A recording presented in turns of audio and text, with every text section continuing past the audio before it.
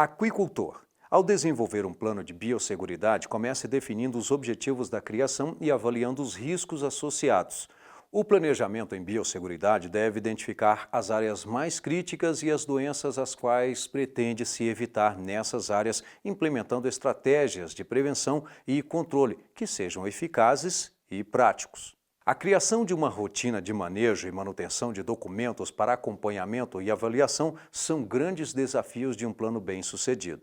A seguir, estão algumas questões para auxiliar a criação de seu plano de biosseguridade, lembrando que você deve incluir os elementos específicos e particulares da sua realidade de criação. Quais espécies são cultivadas? Faça um esquema sobre o seu estabelecimento. Inclua todas as construções, sistemas de cultivo e locais de entrada, saída de propriedade. Relacione com o fluxo de trabalho, movimentação dos animais, funcionários e visitantes. Identifique cada estágio de desenvolvimento, ovo, larva, PL, juvenil, adulto, reprodutor em cada sistema. 3. Manejo operacional da criação. De que forma você monitora e garante a qualidade da água da sua criação? O seu sistema de criação é adequado para a espécie, estágio de desenvolvimento e densidade utilizada?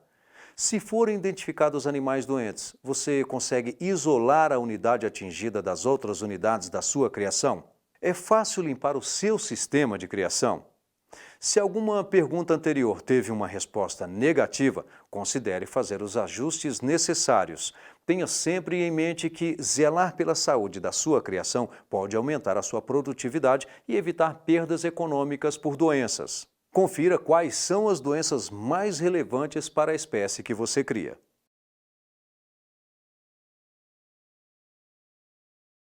5. Onde os agentes causais dessas doenças se encontram? Como podem chegar até a sua criação? A. Sua fonte de água é segura, livre de potenciais agentes patogênicos? Fontes de águas subterrâneas, águas distribuídas pelas companhias de abastecimento locais ou águas tratadas na entrada da sua criação são consideradas seguras. Importante lembrar que água sem micro-organismos patogênicos não necessariamente significa água própria para a criação de animais. Outros fatores abióticos, pH, salinidade, temperatura, oxigênio dissolvido, dureza, turbidez e disponibilidade de nutrientes, por exemplo, podem precisar de ajuste para que o ambiente de criação se torne ideal. B. Animais. Faça uma lista de fornecedores. Sempre compre novos animais de fornecedores idôneos e que sejam transportados acompanhados de guia de trânsito animal. Seu fornecedor disponibiliza informações acerca da saúde dos animais? Os animais que você adquire são testados para alguma doença?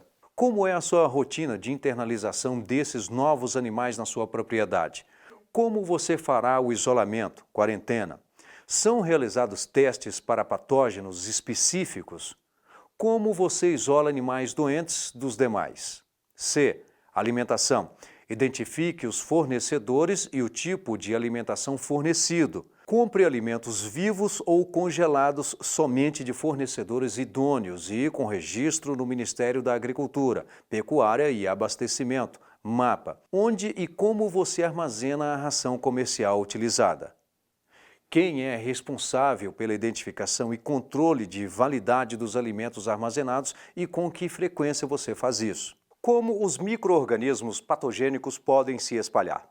Eles podem ser transmitidos por peixes, água, pragas, outros animais, alimentos e pessoas ou até mesmo equipamentos. Como os diferentes lotes são separados? Onde podem ser colocados placas de identificação de zonas de segurança diferentes na sua propriedade. O objetivo desses sinais é avisar e restringir a movimentação de pessoas por essas áreas. Existem estações de limpeza na entrada de áreas ou construções diferentes, pedilúvios e pias para lavagem das mãos?